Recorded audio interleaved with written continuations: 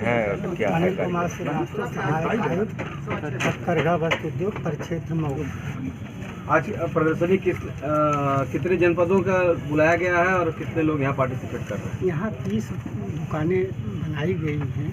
ये भारत सरकार वस्त्र मंत्रालय और उत्तर प्रदेश सरकार के तत्वाधान में आयोजित किया गया है। यहाँ स्टॉल निःशुल्क लगाए जा रहे हैं। किसी भी पार्टिसिपेट से कोई पैसा नहीं लिया जाएगा और इनके बिक्री को बढ़ाने के लिए पूरे यूपी में 7 जगह लगाया जाए। उसमें मऊ भी लग रहा है, आज इलाहाबाद का भी है, यहाँ का भी है।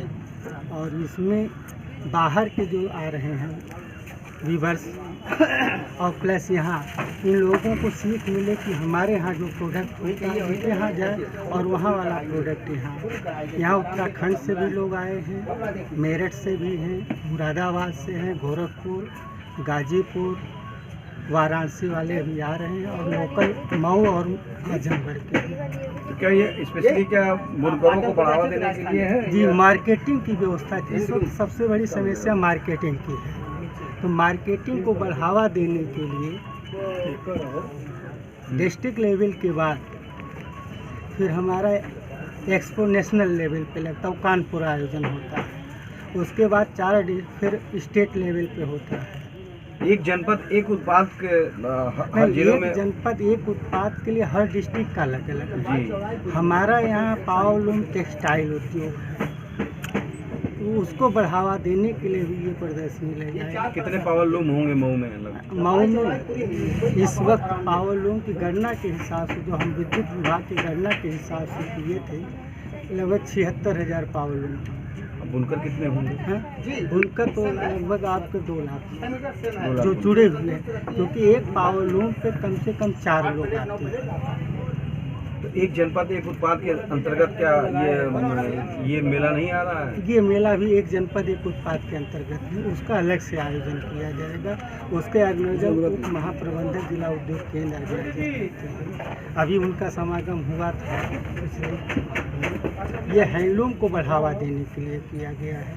हथकरघा चूँकि विलुप्त होता जा रहा है। आपके मऊ जनपद में इतने गणना के हिसाब से 1000 वीवर्स हैं बुनकर, वो भी आपके वलीदपुर और चिरैया को और कहीं भी नहीं है। तो बढ़ावा देने के लिए क्या कर रहे हैं?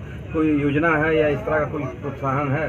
प्रोत्साहन है, योजनाएं हैं हमारी भारत सरकार से संचालित की जा रही है। ये क्लस्टर है जो 300 से 500 हैंडलूम वीवर्स का है, जो आपको वलीदपुर में ऑर्गेनाइजर किए हैं। उनका ट्रेनिंग प्रोग्राम कर उनको हैंडलूम की सप्लाई भी हो रही है। क्या है, किसका लगा?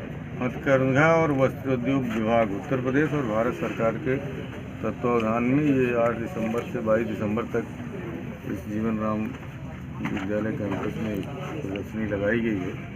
और जो मैं देख रहा हूँ, स्थानीय उत्पाद जो कि सिलेक्ट भी किए गए हैं, जैसा आप बता रहे थे अधिकारीगण, मुबारकपुर से, गाजीपुर से और यहाँ पर मऊ के जो है साड़ी जो यहाँ बनती रहती है।